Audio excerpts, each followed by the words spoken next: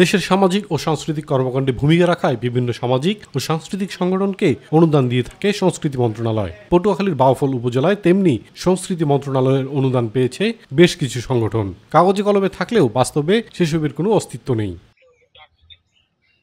উপজেলার আব্দুর রাজ্জাক গণগ্রন্থাগার, ফজিলাতুন্নেসা আদর্শ পাঠাগার, গ্রামীণ নারী উন্নয়ন গ্রন্থাগার, নারী কল্যাণ গণপাঠাগার, বেগম জীবননেসা পাঠাগার, মাধবপুর গ্রাম লাইব্রেরি, মেহেরজান আজিজ গণগ্রন্থাগার, আলোর ফেরি পাঠাগার সহ 9টি পাঠাগারে একাধিক অর্থবছরে বই কেনা ও পরিচালনা ব্যয় বাবদ 35,000 টাকা থেকে 56,000 টাকা করে বরাদ্দ পেয়েছে।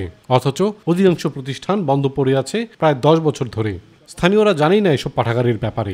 ফজলুন্নেসা নামে পাঠাগার আমি শুনি নাই আর দেখিও নাই। এই যে লাইব্রেরিটা এইটা কোনোখানে আমরা খুলতে দেখি নাই। এখানে লাইব্রেরি আছে কিনা বা কার্যক্রম চলে কিনা বা কি করে, এ ব্যাপারে আমার কিছু জানা নাই। কিছু কিছু পাঠাগার নামমাত্র থাকলেও রক্ষণাবেক্ষণের অভাবে ও দীর্ঘদিন বন্ধ থাকায় ধুলার আস্তরণে ঢাকা পড়েছে। কিছু পাঠাগারে রয়েছে নির্মাণ সামগ্রী ও পরিত্যক্ত মালামাল। অনেক পাঠাগারে আবার থাকছে মানুষও। একটু ভাঙ্গা দেখেন হইন্দা আমার কিছু কাগজপত্র নষ্ট হয়েছে, পুনরায় আমি রেজিস্টারটা সব আবার ফাইনাল করিয়া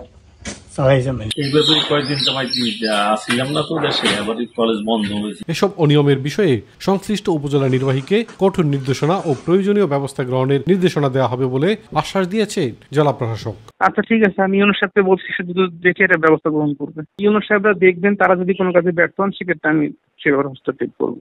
শিক্ষা ও সংস্কৃতি ক্ষেত্রে পাঠাগারের ভূমিকা অপরিসীম, তবে পাঠাগারগুলো পরিচালনার সুষ্ঠু তদারকির প্রয়োজন বলে মনে করেন স্থানীয়রা।